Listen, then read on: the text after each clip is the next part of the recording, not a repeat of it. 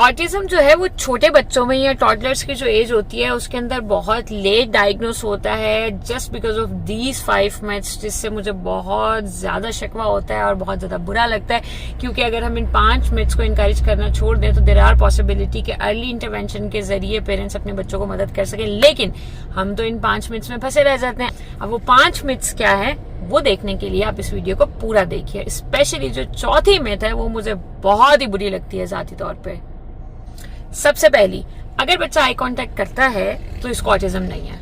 हो सकता है कि ऑटिज्म के अंदर आई कांटेक्ट इनकंसिस्टेंट हो या कंसिस्टेंट हो, स्पेशली उन लोगों के साथ जिनके साथ बच्चा कंफर्टेबल है, तो उनके साथ वो कंपैरेटिवली आई कांटेक्ट मेंटेन करता है। सो आई कांटेक्ट का बिल्कुल ना होना जरूरी नहीं है। अगर eye contact back and fourth थोड़ा बहुत है तो उसकी बेसिस के ऊपर भी आप ये नहीं कह सकते कि बच्चे को ऑटिज्म है ही नहीं। दूसरा, आपका बच्चा तो काफी अफेक्शनेट है, ये एक्सप्रेशन देता है, प्यार से आके मिलता है, इसको ऑटिज्म नहीं है।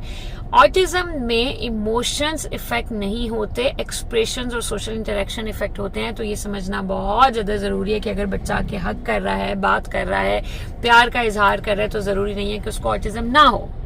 मिथ नंबर 3, ये सबसे इंटरेस्टिंग होती है, जिसमें अमूमन लोग जिनका कोई एक्सपीरियंस नहीं होता, कुछ उनको नहीं पता होता, वो आपसे कहते हैं कि अगर तुम्हें ऐसा लग रहा है तो वेट करो, क्या पता थोड़े अरसे में इस चीज से निकल आए। Wait and see, wait and see वाली अप्रोच को मैं हाईली डिस्करेज करती हूँ। अगर आपके कंसर्न्स हैं, चाहे वो आपको स्पीच डिले से रिलेटेड है, चाहे वो लर्निंग डिसेबिलिटी है, चाहे वो ऑटिज्म के हवाले से, चाहे ADHD के हवाले से, the best thing you can do is के अप्रोच दैम। आप सबसे पहले उनका जो है वो असेसमेंट करवाएं, फिर थेरेपीज की तरफ जाएं।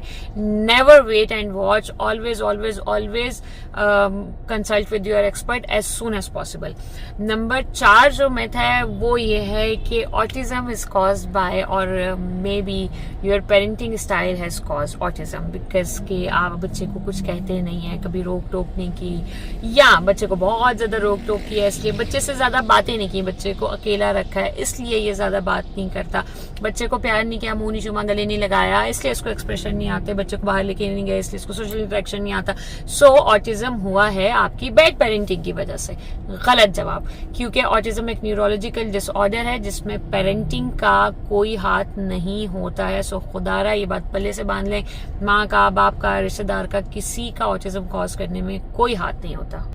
नंबर 5 है कि अगर तुम्हारा बच्चा बोलता है तो इसको तो ऑटिज्म हो ही नहीं सकता क्योंकि ऑटिज्म वाले बच्चे बोलते नहीं है। नहीं, रॉन्ग, फॉल्स।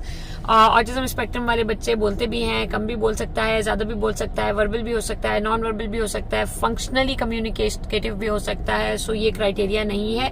बेस्ट ये होता है, मैं हमेशा ये कहती हूँ कि अगर पेरेंट्स को या मदर को ऐसा लगता है कि उनके बच्चे के साथ कोई किसी भी किस्म का इशू है, health related, mental health related, mood related, the best thing you can do is के अप्रोच और consult somebody as soon as possible. Early intervention बहुत इंपॉर्टेंट होती है किसी भी तरह की कंडीशन के अंदर, लेकिन ऑटिज्म के अंदर अर्ली इंटरवेंशन बहुत ज्यादा मददगार होती है। So these are the 5 myths, be mindful about it and spread the video specially with those parents जो इस जर्नी को भी स्टार्ट कर रहे हैं, but this is really important for them to identify if there is any issue. जितनी जल्दी identify होता है उतना जल्दी आसान होता है। Thank you so much.